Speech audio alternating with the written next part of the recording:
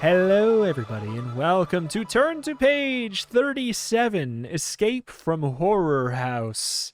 How are you doing, Raps? I'm doing particularly well, and yourself, Rita? I'm jazzed. I liked Monster House, Mm-hmm. and this is Monster House's grandfather. I can only assume. When did Monster House come out? 2006. Absolutely.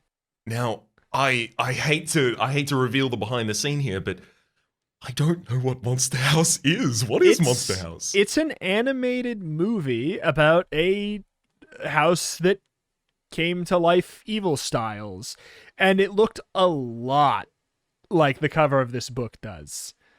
Uh-huh. One of the writers, I think one of the creators was Dan Harmon, actually. Oh, neat. Interestingly, unrelated to anything, but it's more just like, I like the idea of a living house. I think it's cool. Like, what about here? Let's see. Test number 2: Smart House. Unfortunately, also don't know that unless you're referring to the the what were the Simpsons off episodes called? The Treehouse of Horror. Treehouse of Horror episode. Yes, exactly, where they create a howl out of their house.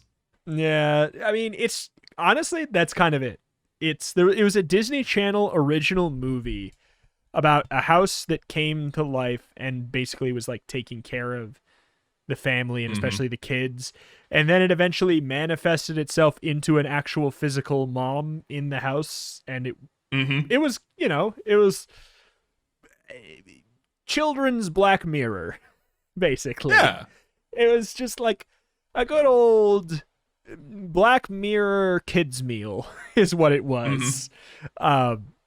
And I think, I don't know. I think I just like the theme. I do really like those kind of, like, the location itself is evil. Sure, maybe it manifests itself through, a physical corporeal form that we're much more familiar with. Exactly, like a mom.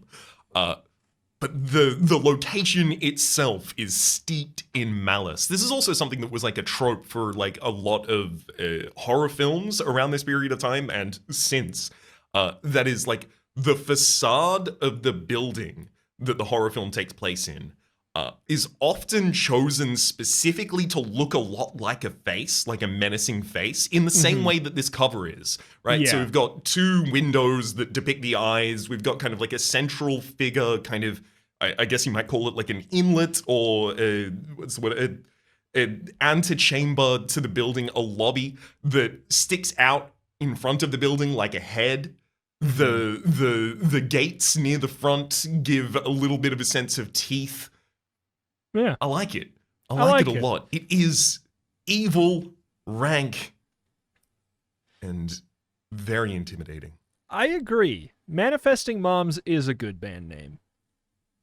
For what genre? Sorry, I'm going to have to press you. What genre is Manifesting Moms a band name for? I really feel like this is an area that you would know more than I would. I feel like you've probably listened to more music that could have the name Manifesting Moms as the it's pre-internet electronica, absolutely. Yeah. It's 100% within the realm of like early to mid 80s synthesizer.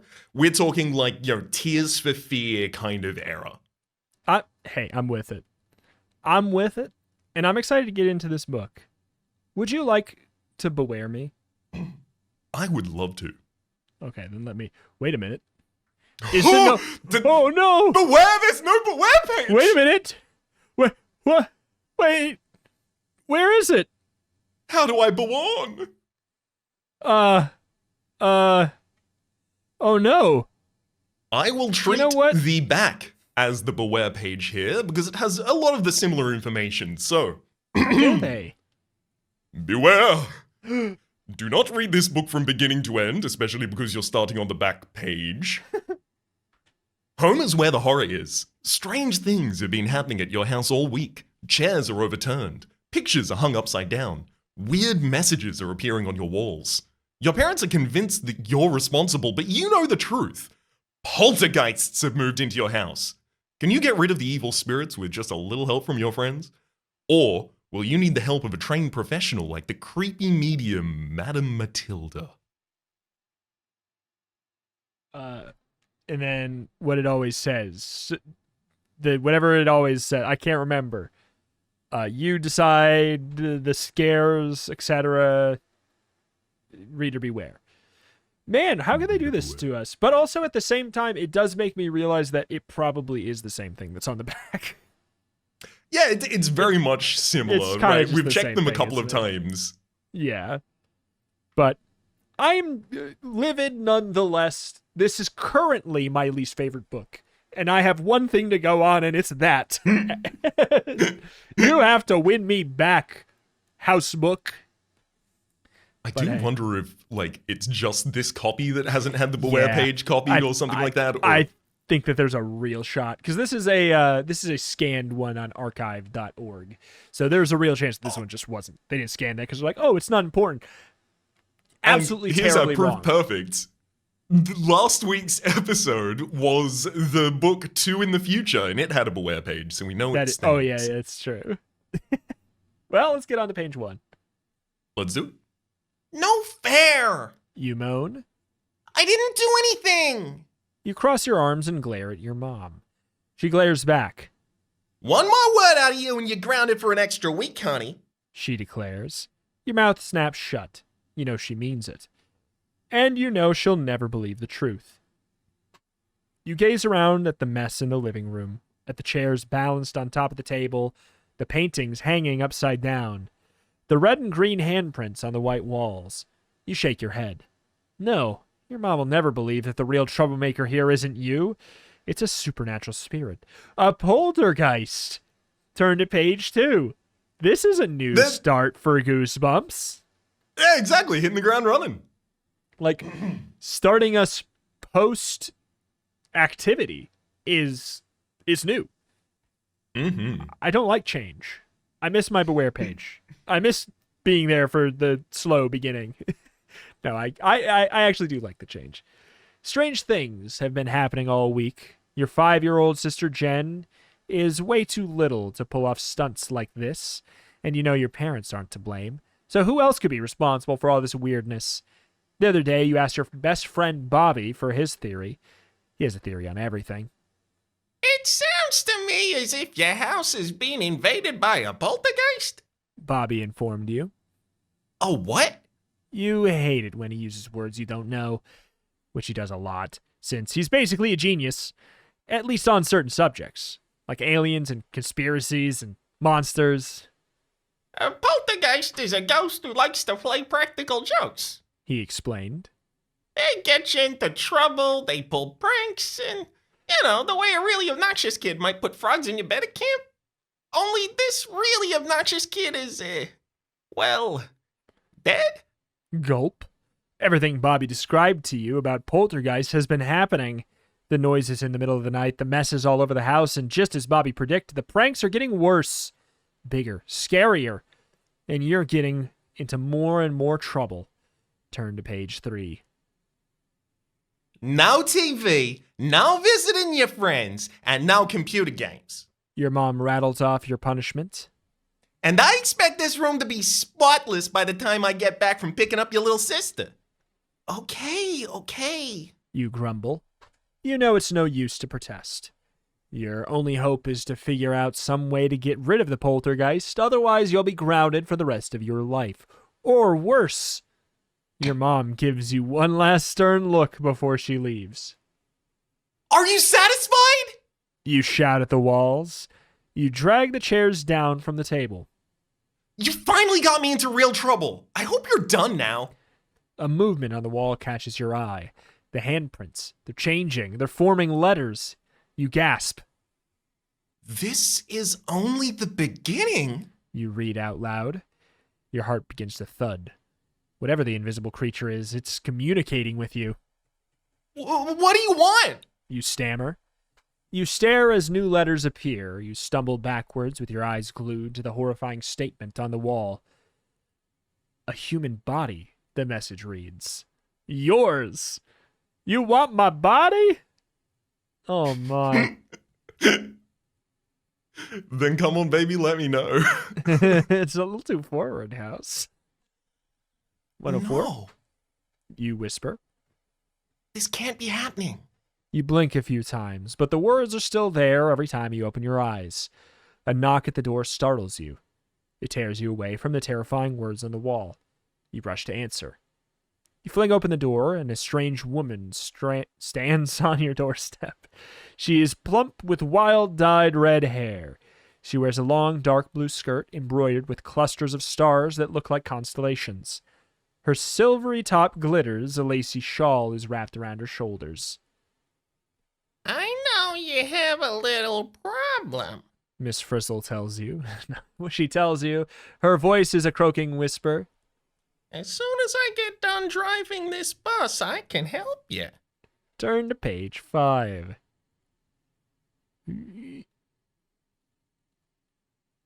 Really making us jump all the way around this book I here. know. 3, 104, 5. What? You stammer. What is she talking about? What's that awful smell?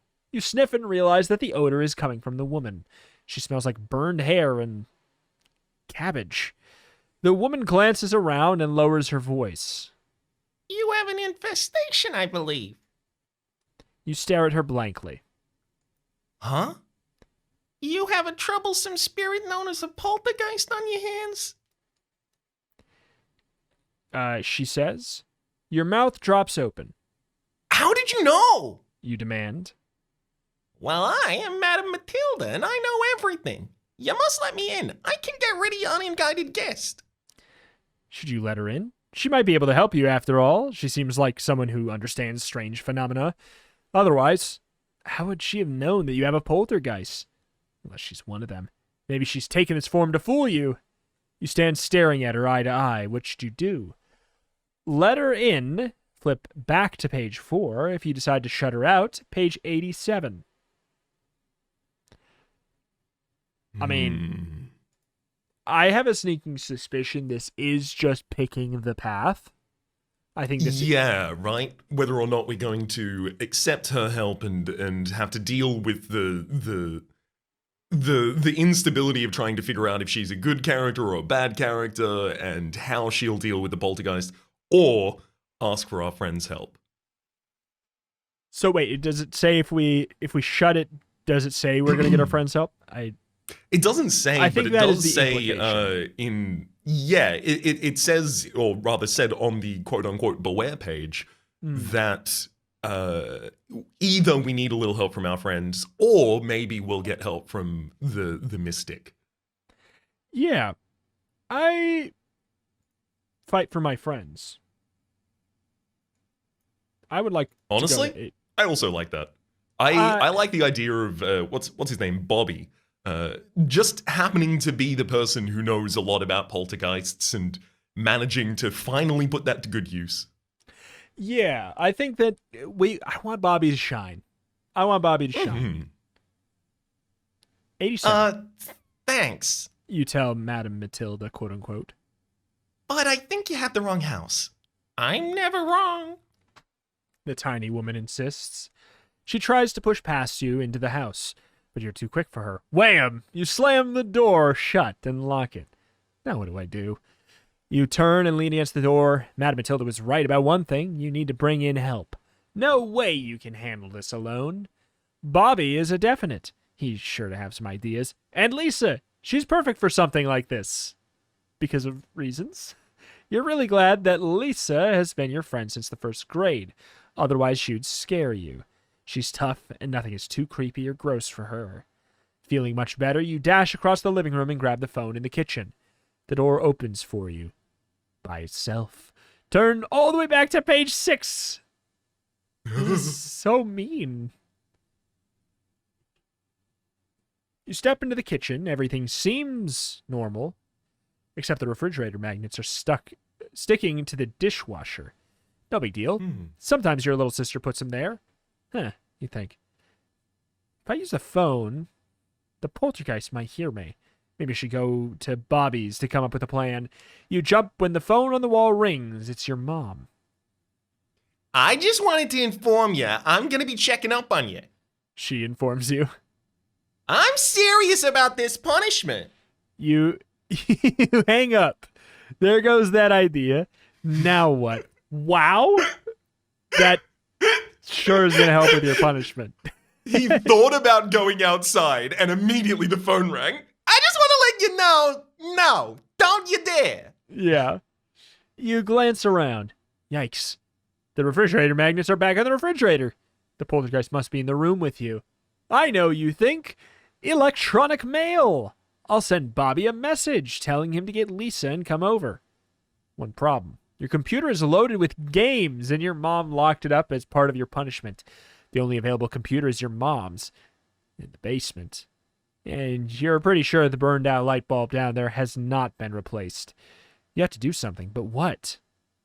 Email down in the dark basement or a phone call with a poltergeist listening? Phone on 130, basement on page 90. Not have a strong one yet.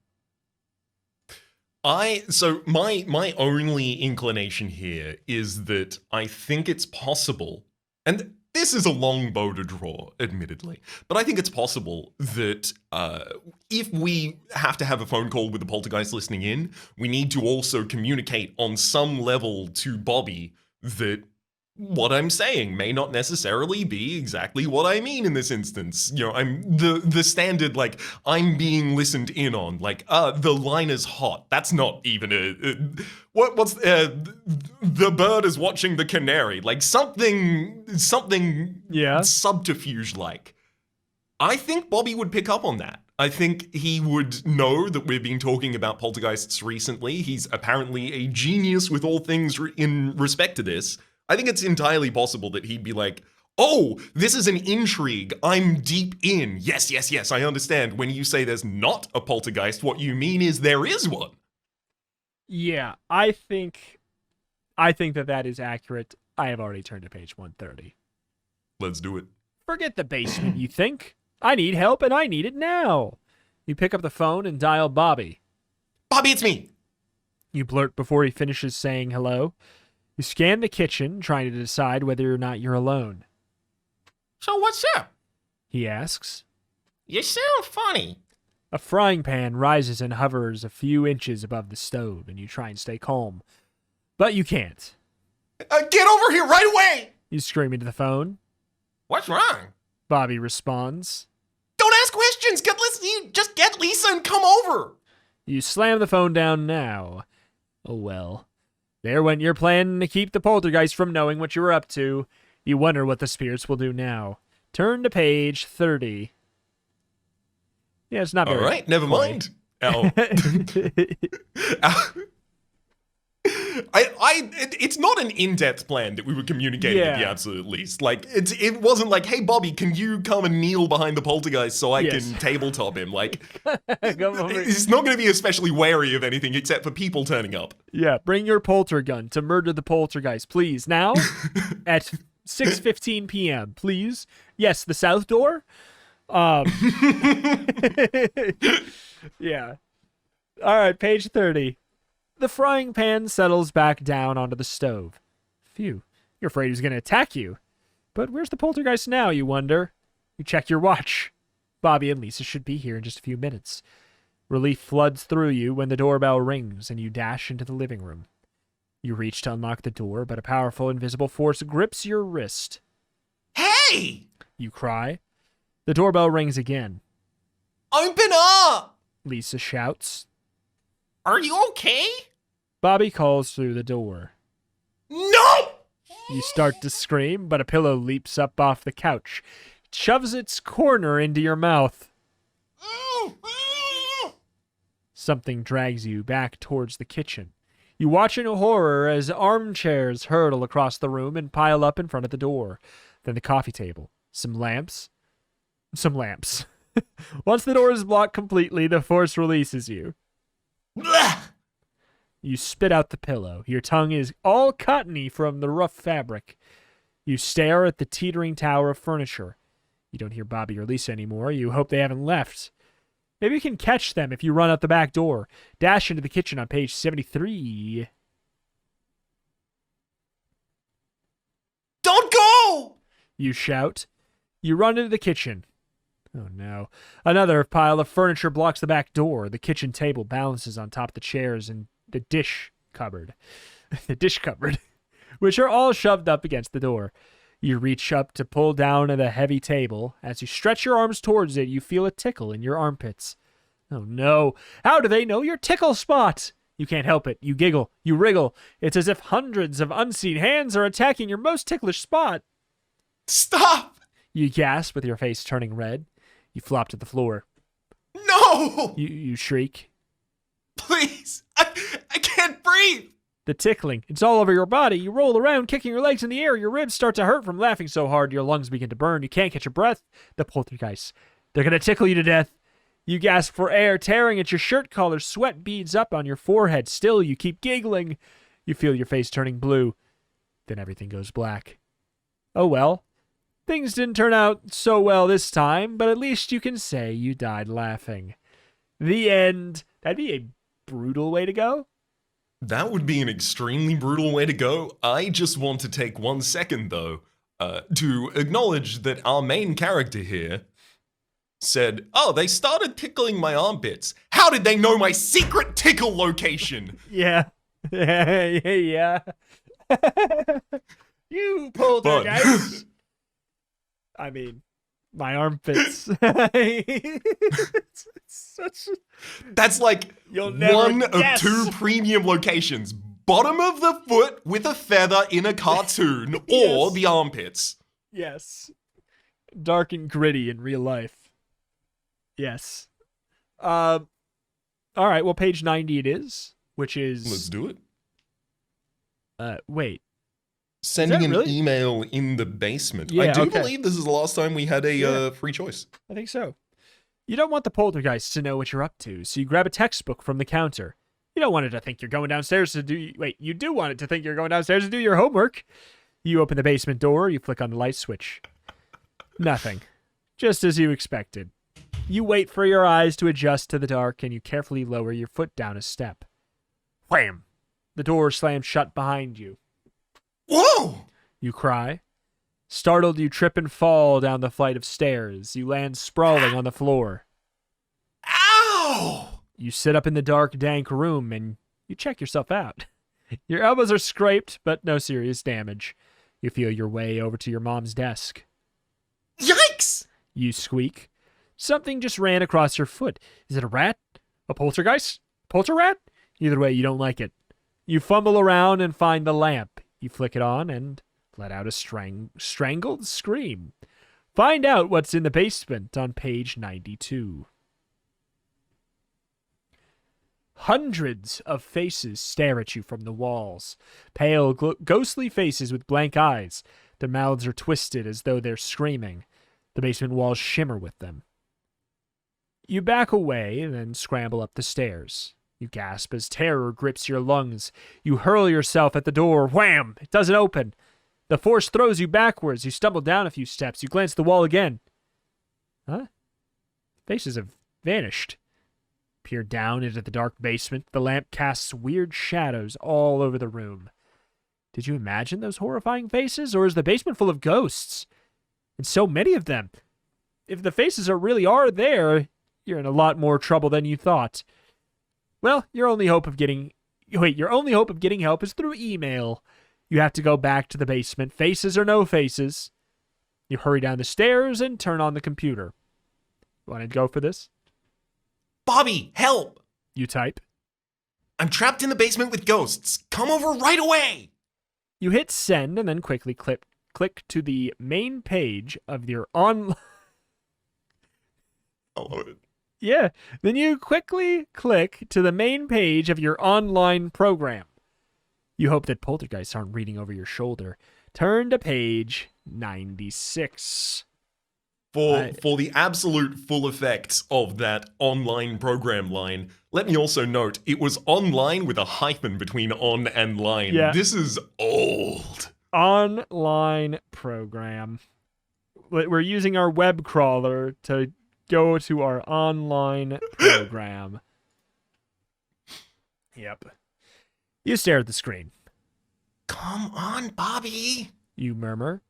You wait for the mail icon to pop up, signaling that Bobby has responded to your email. Bobby spends half of his life on _line, so you know he'll get your message immediately. Oh no. You just remembered Bobby had to go to the dentist after school. You have no idea when he'll read your message. And Lisa doesn't have electronic mail. She's a human in the 90s. Stay calm, you order yourself, and think. What else can you do to help yourself? You glance around. Well, the first thing you want to do is get out of the basement, but how? The poltergeists have locked the door. Maybe you can find some way to break it down. Or maybe you can talk the poltergeist into letting you out. Deal with the door or talk to the ghosts.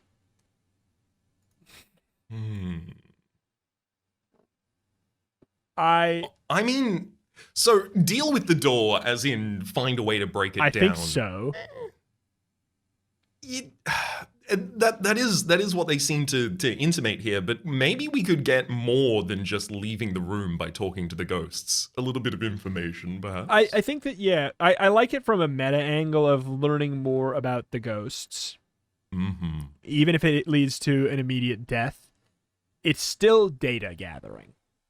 Exactly. You decide to try and talk your way out of the basement. Hey, you poltergeists! You call. Listen up! No response. You give it a shot anyways. You figure they're around even if you can't see them. Why do you even want to take over a human body? You ask. We're not so great. Take me, for example. You let out a big sneeze. I have terrible allergies. You blow your nose loudly, and for good measure, you let out a belch. Luckily, your friend Lisa taught you how to burp on cue. See?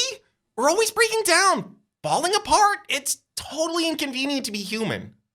You sneeze a few more times for good measure. Listen, if you let me out, You promise.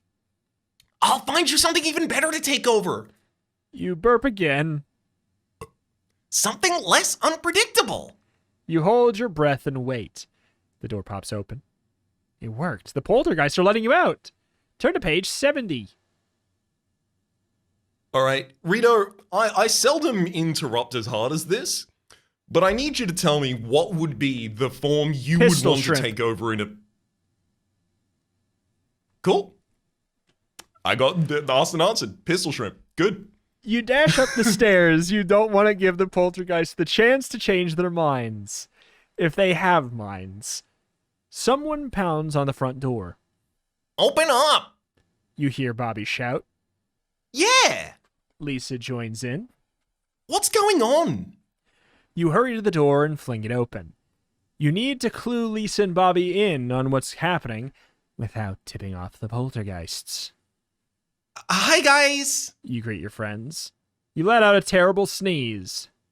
Achoo, don't you hate being human? Bobby and Lisa stare at you. Huh? Bobby says. You fake a coughing fit. It's terrible to have these bodies, isn't it?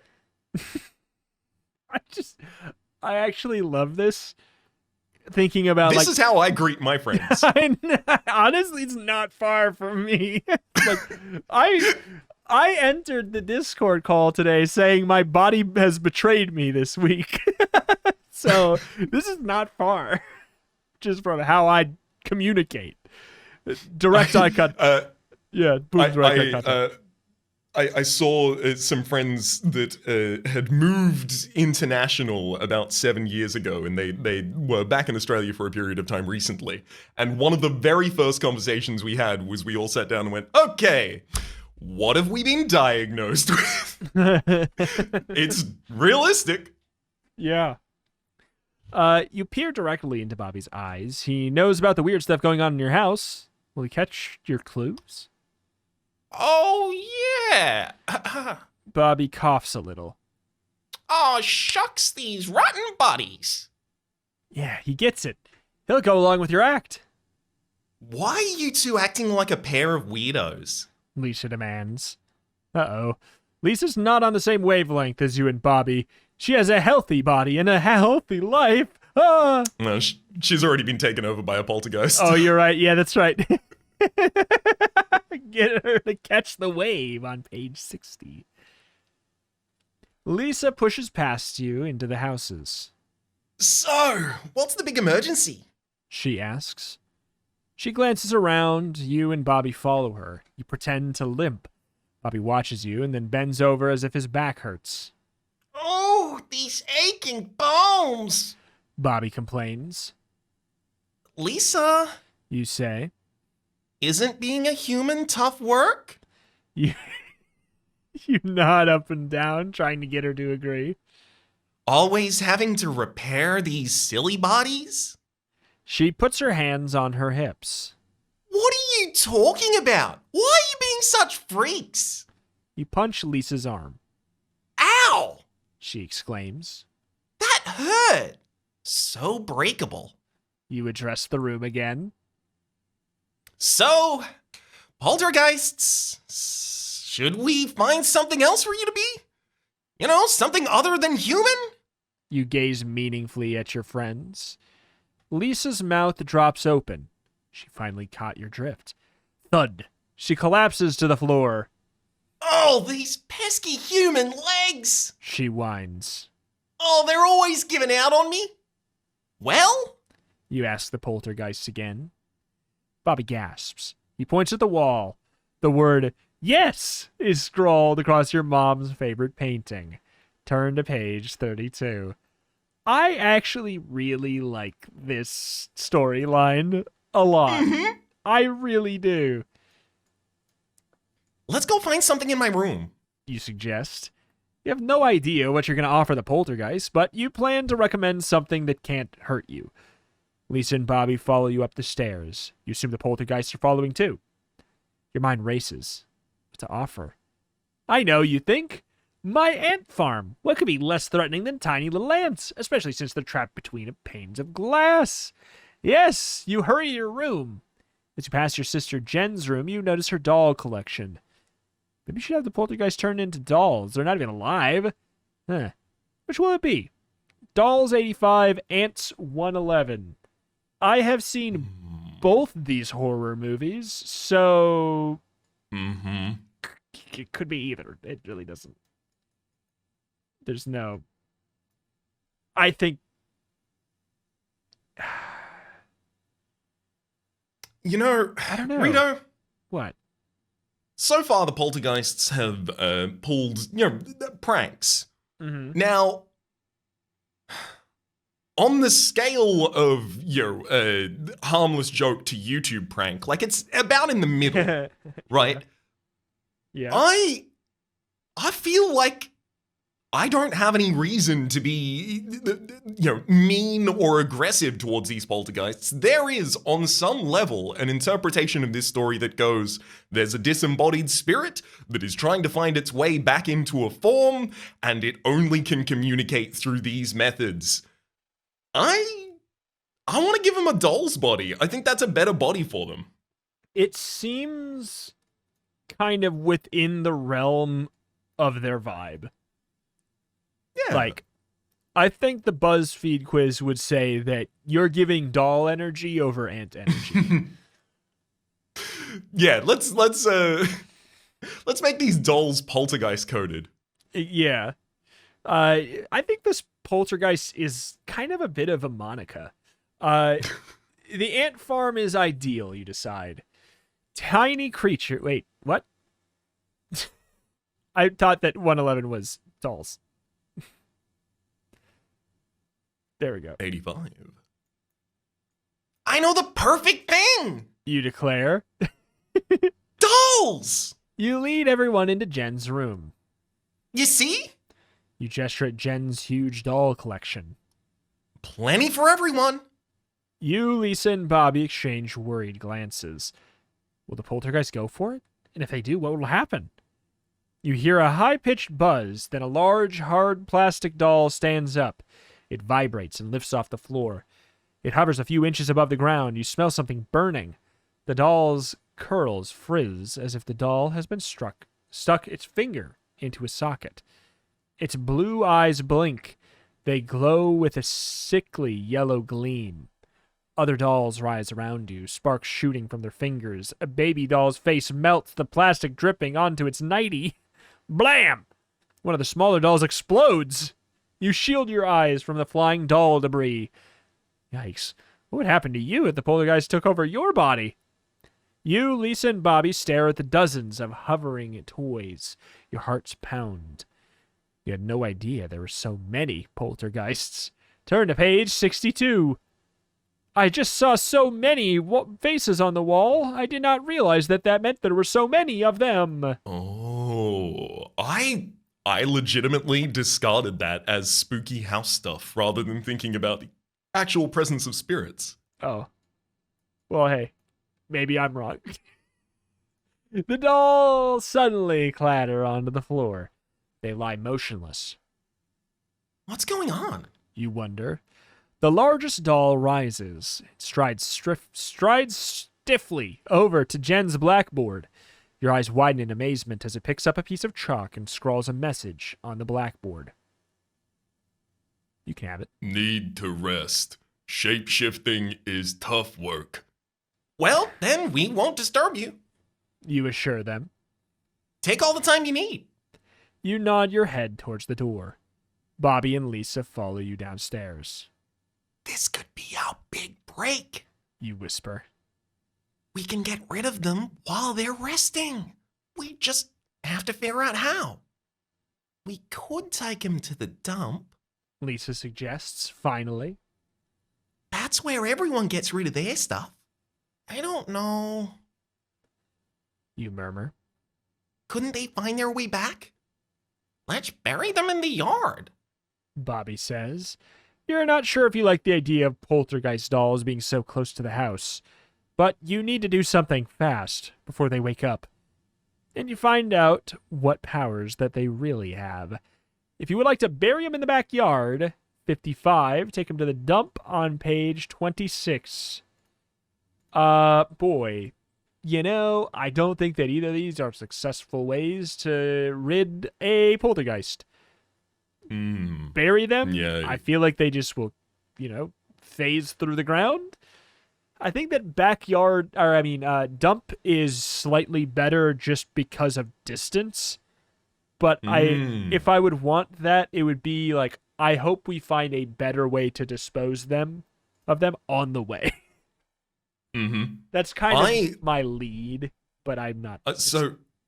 My interpretation is slightly different, and it's leading me in a slightly different direction. Although I think yours is probably correct.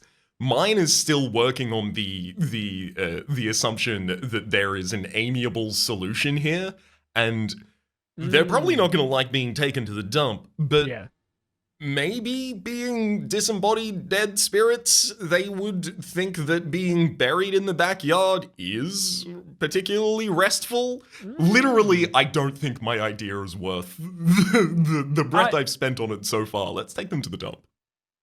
I think this is another one of those classic Goosebumps situations where I don't really like either option. So I'll say 26, but I'm not confident in it because I do think it's innately insulting to say, yeah, you go to the dump person. Okay, let's take him to the dump. You decide. You, Bobby, and Lisa tiptoe back into Jen's room. The dolls still lie on the floor. You wonder if touching them will wake them. The idea of grabbing the poltergeist, even in doll form, freaks you out. But you control your fear and pick one up. An electric current shoots through you. You yelp. You drop the doll. Don't touch them! You warn Bobby and Lisa. You'll get a shock. Lisa turns to Bobby. You're the genius. What do we do now? Bobby scans Jen's room. Pulls down a pile of rubbery Halloween masks from the shelf. We're gonna scare them. Lisa snorts. I think these creatures register off the scale on the old frightometer. No, Dodo. Bobby hands each of you a mask. Wrap them around your hands. Rubber won't conduct electricity. You knew Bobby's overactive brain would come in handy. Turn to page 113. I learned that from Pokemon, and I never forgot it. I don't know where I learned the old rubber beats electricity trick. Pokemon. Oh, never mind, it was Pokemon. I just told you where I learned it, and that's where everyone. Sorry, no, learned it's it. all good. That's My the- bad. I forgot. In the millisecond after you said it, I'd forgotten that's where I too learned that. That's where people learn the same thing from the same place. That's just how it works. Everyone had Miss Johnson for English. Oh, you too? Yes. She's my favorite teacher. She was our only teacher. 113. That's why. Yeah. she was the best of teachers. She was the worst of teachers. 113. Protecting yourselves with the rubber masks, the three of you work quickly. You load the dolls into the baskets of your bicycles. The whole time you brace yourself for the terrifying moment when the dolls will spring back to life. The idea makes you so nervous that you have trouble pedaling. Lisa and Bobby get ahead of you. By the time you catch up to them, they've stopped by the lake. You pull up to them. What's going on? You ask. Bobby wants to toss the dolls into the lake. Lisa declares. They're electrical? Bobby insists. If we throw them into water, they shot out. Lisa shakes her head. They're poltergeists, not toys. They don't use normal electricity.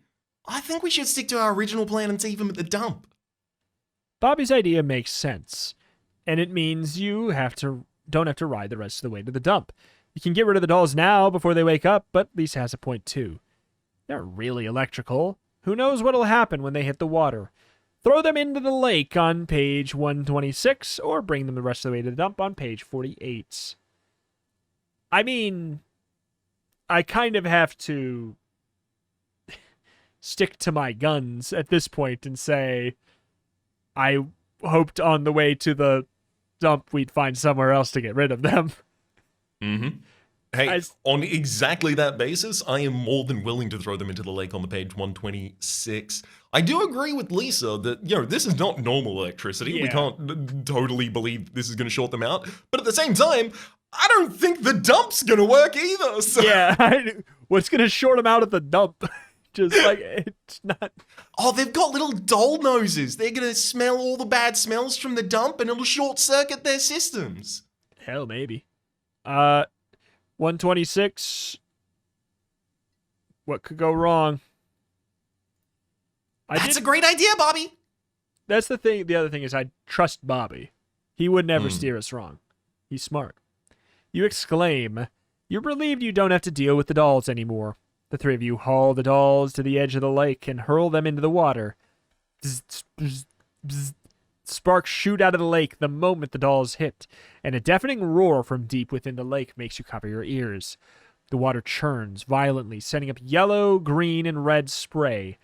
The spray hits the overhanging trees, and the leaves burst into flames. This can't be happening. Bobby cries. Water can't set things on fire. I told you. Lisa screams. The poltergeists don't use normal electricity. We gotta get out of here. Bobby and Lisa race away. Your eyes widen in horror as a towering wave rises up from the center of the lake that looks like a solid wall. Only you smell the sharp scent of fire coming from it. You're too terrified to move. Your feet sink into the soft ground at the edge of the lake, and the waves crash down upon you. Oh well. Bobby's usually really smart about most things, but this time his idea was all washed up. The end. Bobby! Bobby! What have you done to us? Bobby! Come on, idiot. I mean, I wanted to do it too. So 48. To the dump, to the dump, to the dump, dump, dump. Lisa's right. You declare? We don't know what will happen if those poltergeists get wet, but I'm pretty sure it'll be bad. Let's stick with the plan. The three of you hop back onto your bikes. You ride to the dump. You can smell it before you see it. Gross. You leave your bikes at the edge of the dump. Using the rubber masks again, you unload the dolls. You carry them one by one deep into the dump. You slip and slide over garbage. Piles of rotting food loom over you, the stench making your nose wriggle. Gag. Metal scraps screech in the breeze. You climb over things that you can't even recognize. Ew. Something slithered into the cuff of your jeans. You shake your leg hard and shudder. You hope it fell out. You toss the dolls into the heap. Man, the gross factor here is off the scales. Finally, you grab the last doll and carry it over. It shivers in your hand. Your arms start to shake. Oh no, the poltergeist, it's waking up. You glance at the pile of dolls. The mound begins to shift. The top dolls wobble, then tumble down as lower dolls creep out from under them. Eyes blinking open, glowing with sickly yellow light. They're all waking up. Turn to page 115. Well, you throw the last doll as hard as you can. It lands on top of a broken refrigerator, bounces off, and slides down into a pile of soggy cardboard boxes and cat food cans. Let's get out of here! You scream. You, Lisa, and Bobby race towards your bikes. Your foot hits an oily patch and you tumble into the muck. Ew, gross. You can't think about that now. You have to run away. You scramble your feet and wipe the goop off your face. You glance behind you. Are the poltergeists coming for you? Your mouth drops open. The dolls are ignoring you. Wait, they're having a food fight with rotten food? They seem to be playing. Hey, thanks! One of them calls to you. This place is great! Yeah, can we stay here forever? Another one asks. Sure. You reply. Somehow this turned out to be the best choice you could have made. Who would have guessed? Of course, you should have known the poltergeist would be happy at a dump. One of their favorite things to do is to make messes. And you're thrilled that you got out of this mess alive. The end. Happy ending. Just before we talk about the fact that we've got this happy ending, I want to make a note of one of the favorite things of poltergeists to do is apparently make messes. I think important and fundamental to the idea of making a mess is there not already being a mess, right? You're not making a mess if you are taking a messy area and making it less ordered. You are changing the mess at best. Surely, like, the thing that the poltergeists enjoy about the mess is not the end product being messy as much as the fact that they've destroyed something that people intentionally put work into, hanging our photos upside down rather than just hanging out in our trash can and rearranging the trash.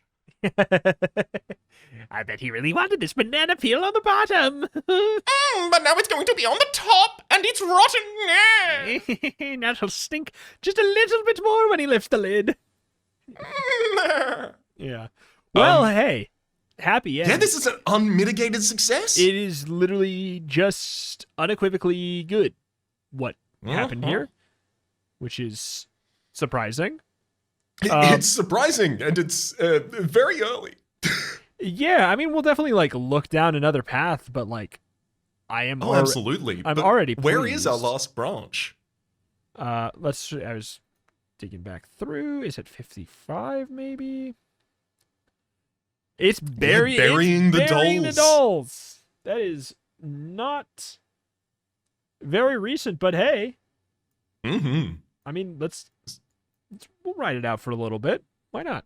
I'm glad here to also check out the alternate path where we bury the dolls because I wanted Yes. the amiable friendly option to be burying them, but clearly the dump was that. Yeah. I'm taking you to the dump, trash creature. Thank you. I love it here. Thank you. That's my favorite thing. I I'm love it. totally about this. In my universe, nails on a chalkboard is my favorite sound. Oh! I just love the sound of dentist drills. Yeah. All right, page 55. You decide the best thing to do is to bury the dolls. Fast. The poltergeist could wake up any minute. You, Bobby, and Lisa scoop up all the dolls and hurry out in the backyard. You dash into the tool shed. Here! You toss shovels to your friends. You find a spot and dig furiously. Dirt flies everywhere. I think that's deep enough. Bobby gasps. He leans on his shovel. Lisa wipes sweat from her face. Oh, yeah. Let's toss him in. You drop the dolls into the hole. You hurl dirt over them, and when the hole is filled up, you, Lisa, and Bobby stomp around on top of the mound. And don't ever come back! You cry. You give the dirt one final hard thump. Then the three of you wearily head back into the house. Turn to page 9. The poltergeists are inside waiting for us, right?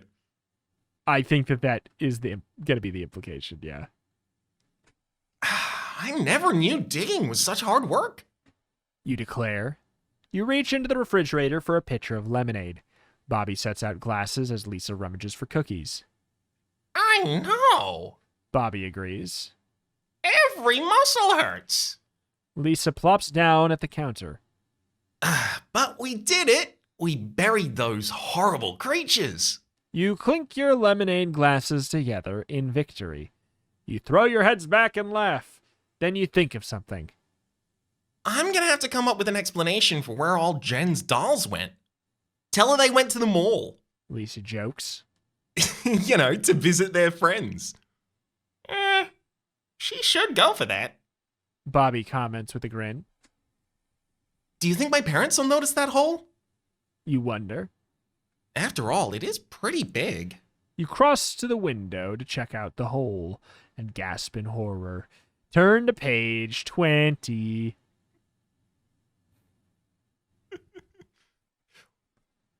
What is it? Lisa asks. You can't answer her. You're too terrified to speak. The sight is too horrifying. The dolls, they're clawing their way out of the dirt. Tiny plastic hands poke up out of the ground. Huge hunks of dirt fly as the dolls heave themselves up and out of the hole. Bobby and Lisa race to join you at the window. Oh no! Lisa cries. The dolls line up, facing the house. They're filthy, covered with dirt. Their clothing is torn. Their limbs are bent and twisted. Look at their faces! Bobby whispers, his voice trembling. You see exactly what has him so frightened. The dolls look very, very angry. Turn to page 107. Well, fair. Yeah. I can't disagree. I would be mad too. So, fair. What do we do? Bobby exclaims. You watch the dolls march toward the house. They look like an army of furious supernatural creatures, all intent on one thing: revenge. You feel sick. You collapse into a chair and hold your head in your hands. Well now, don't bail now! Lisa yells at you. We have to think of something! You press your hands against your forehead. You try and will yourself to think, but you're too afraid. Okay. Lisa mutters. She sits down opposite you. It's like with soccer. Either we're on offense or defense. You glance at her. What's she talking about? Yes, that's it! Bobby claps Lisa on the back. We either attack them ourselves or we defend the house against them. Worry crosses his face. But which should we do? They gaze at you. Time to get it together. Which route do you take? Attack the dolls or go on the defensive? I mean, I do like the concept of figuring out what they would use to attack the dolls. I don't know that it would be successful. I also don't know if being defensive would be especially successful, but I think that could set up a situation where, you know, we've got a couple choices to make of, do you close the window first or the inlet vent? Just strange things like that. Attacking the dolls, that, I don't know,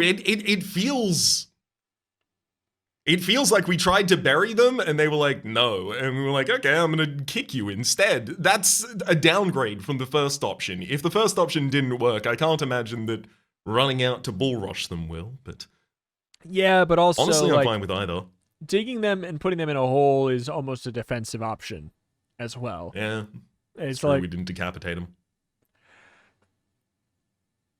Yeah, let's attack the dolls. I want to do it not because I think it'll be successful, but because I want to know, what weapons do you choose?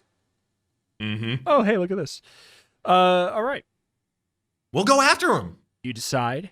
You get up from the table. I'm not waiting here until they attack. We're with you. Lisa cheers. Bobby nods. We'll lead through the front door and sneak around to the shed. You declare. We'll find weapons there. You, Lisa, and Bobby race to the front door. You creep along the side of the house and peer around the corner. Your heart pounds double time. The filthy toys are steadily stalking towards the house. They're small, they're deadly, but most important, they don't notice you. Now, You whisper. The three of you sneak into the shed. You fumble around, searching for tools that can help you defeat the poltergeist dolls. Your fingers close around an old baseball bat, and then you spot the riding lawnmower. Lawnmower 36, baseball 39. foregone conclusion, let's go to 36. I love the idea that we would just be riding around, just chopping the heads off of all of these. I do like that from a scene perspective. I do think it's more likely that they will inhabit it, but I don't care. Oh, absolutely. Stay back! You caution Bobby and Lisa. You hop on the mower. You're pretty sure you know how to use it. Starts up with a roar. Out of the way! You scream. Lisa and Bobby dive out of the way. You pull out of the shed as if you're in the Indy 500. You clutch the wheel as you bounce over the bumpy ground. You aim straight down the center of the rows of dolls. Yes, you topple them over like bowling pins. You hear the gears whine as you shred the nasty poltergeists. You ride over them, back and forth. Oh, no! You hear Bobby shout. Look out! Lisa yells. What's wrong? You wonder. Why aren't they cheering? We won. I mowed down the dolls on the very first try. Discover the problem on 135.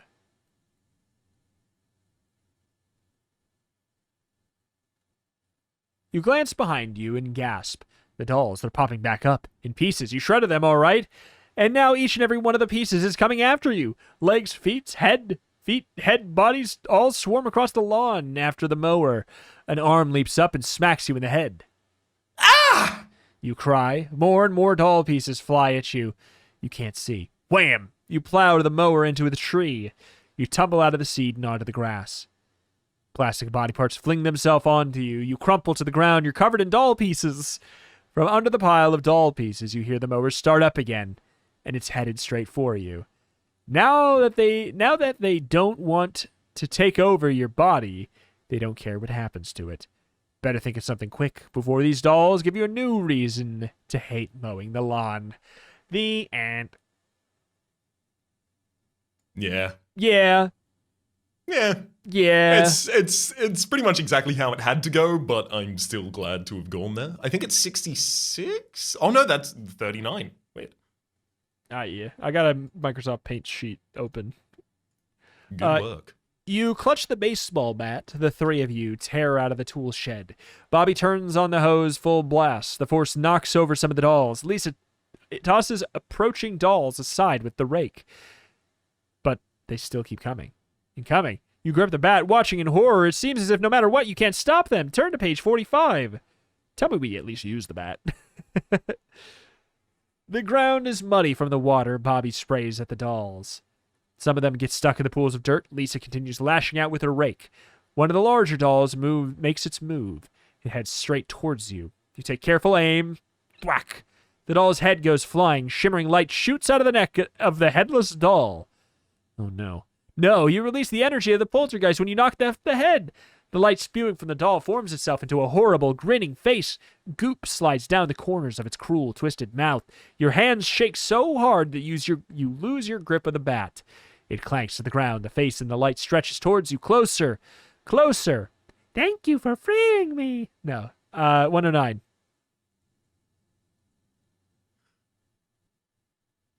We did get to use the bat. Yeah, 109. Wow, that was cool! The face declares. I gotta admit, that's weirder than what I said. I thought he was gonna say, thank you, that frees me. Mm-hmm. Eh? Did the poltergeist just compliment you? It even sounds friendly. You stare at the grotesque creature. You three are the best team we've faced so far! the face declares. What are you talking about? You stammer. Hey, time out, everybody, time out. The face calls. The dolls freeze.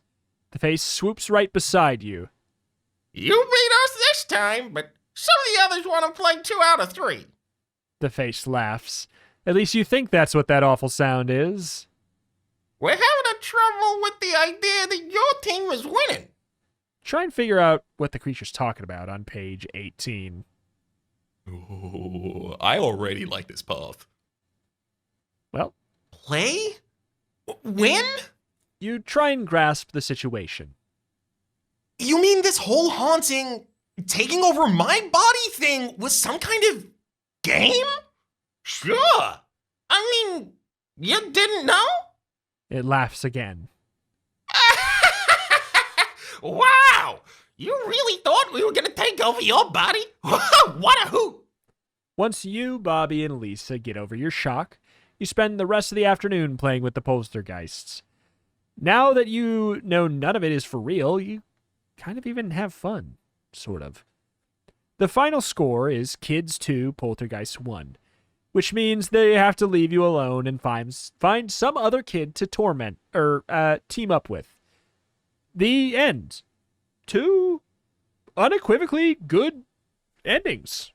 Yeah, and both of them with making peace with the poltergeists rather than I like burning it, the bones of the bodies that created them or something similarly evil and dark. Yeah.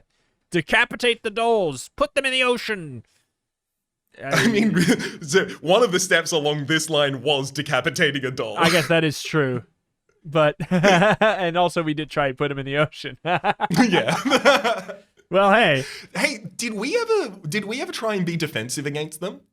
We did not.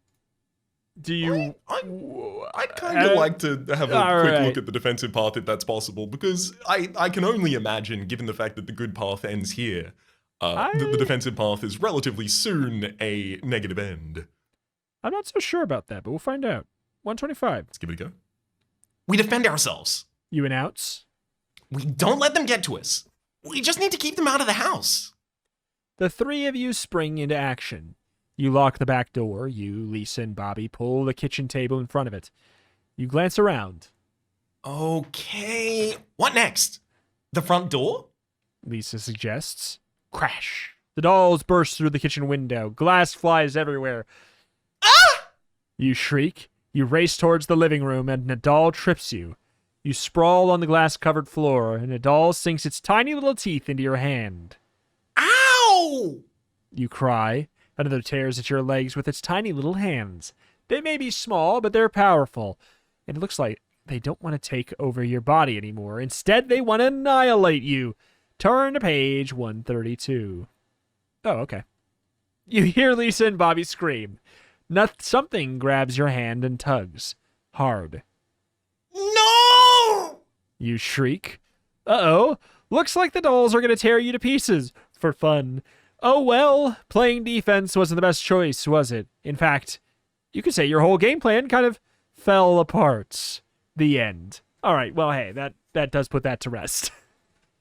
It does indeed. I thought we were going to get another Divergent 2. Yeah.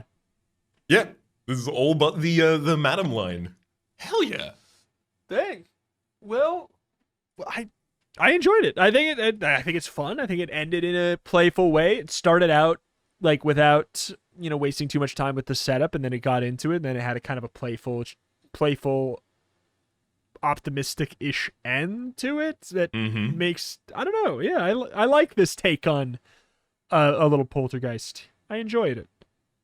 Yeah, it feels like it feels like the kids version of Stephen King's novel. Like we're a band of a couple of probably early teens. We're hanging out and trying to take on something that is much larger than ourselves and evil, but also playing with us. But also, this has the kids version of a horror ending, which is good. good. And I do Yes. like making friends with the enemy as part of it. Like, even through the point where we were deciding to put them in the dump, I was looking for the way that would be good. Yeah. And it ultimately was. Yeah. I'm really pleased with this one. I liked it. Yeah, it was just a nice, cheery time. Like a nice, and it had the classic early diversion as well, which I do think I kind of prefer. Like it has that, and then it goes full branch mode after that. Yeah. I kind of like that format. But yeah, I think it's just one of the nicer, more streamlined books, and it feels like, I don't know if it's just the path we got, but seemed easier to get a good ending. There were just more good endings. I don't know what's up with that. Just like, well, dang. I think it's possible that this is the shorter of the two branches. Oh, totally. And that the other branch gives, a lot more information. And obviously, as we have someone on our side being the madam, like at least the enemies can be a little bit more antagonistic towards us. So I can see how that would be a little bit more diverse and daunting. Yes. Agreed. Well, I mean, alas. Any other closing thoughts on the actual book itself before we move on to the finale? Not in... actually, I will say one thing. The fact that this was a poltergeist novel rather than the house itself being haunted, I would still like to see a haunted location, the house itself just being evil. That's what I'm hoping to see in any of our upcoming Give Yourself Goosebumps. Yeah, maybe the other path plays with that more, like being, maybe that's the case. Because, I was kind of hoping for that too. That's, this is nothing like Monster House or Smart House. I want my money back. But yeah, no, I liked it, but I do agree that I think that I hope that either the other path is like that or that we genuinely do get a haunted location story. I agree. I think that's a very fun thing to play with. And I thought that we were getting that today. It is just, it's a different ghost story. And I guess that's what the other thing is too, but hey. Oh, well, anywho, I don't know if you have the Patreon supporter thing up now or not, so I am going to take this time to plug the YouTube while you maybe open that. Over on YouTube, you can check out Turn to Page on, I would say in video form. It really is just a different place to watch or to listen. There's a nice little, video that plays through that shows Sam's wonderful artwork of our characters. But yeah, youtube.com/@turntopagecast. If you want to pop on over there and do a subscribe, do a like, that kind of stuff, especially now, like it's getting very, very close to the upcoming new threshold for a partnered YouTube channel. So that'd be wonderful if you like to support over there. It's more important now than it's ever been, now that it's like realistic that we're close. So hey, there's that. But yeah, do you have a patron? Perhaps? I have pulled it up and I have the list of executive producers. However, I will just note very quickly before that about the YouTube. Another one of the excellent reasons specifically for listening via YouTube is the comment section where you can interact with us and other folk that are listening to Turn to Page. It is a good time. We make sure to read each of them. I think I made a joke last week that intimates that I don't read them, but I do read them. Oh, yeah, it's at that nice size where I absolutely read all of them and really love all of them. So, yeah. I'm not entirely certain which of the executive producers we had last week. It was either Alex K or Unknown Chicken. It was Alex K. It was Alex K. Excellent. Then this week's episode was executive produced by Something Scary. Thank you, Something Scary, for supporting over on patreon.com/turntopagecast. At or above the hardcover tier. Much appreciated. A extreme extra thank you in multiple ways. One, huge thank you for the support on Patreon. And also a huge thank you for, lending us scanned book. Very, very, very nice. So that we actually can do a couple of these episodes that we wouldn't have been able to do without, maybe tracking down a book, something like that. So big double thank you. I know we thanked you, at the relevant time, but hey, thank you here as well. Very, Yeah. very, Thanks very nice. again. Just double And thank you. also, you know what? Triple thank you. Triple Not to one up you would. Hey. Five times thank you. Quadruple thank you. I just truly, Ah, truly. gotcha. I said 5 times before that. Quadruple, triple thank you. 12. There you go. Oh no, that's too many. I can't count that high. That's an Another overwhelming thing amount that of I do thank want yous. to. Yeah. It's a lot. Another thing I do specifically want to thank the patron supporters for as well, the executive producers over there, is for our new intro. That is You would true. have heard it at the top of this video.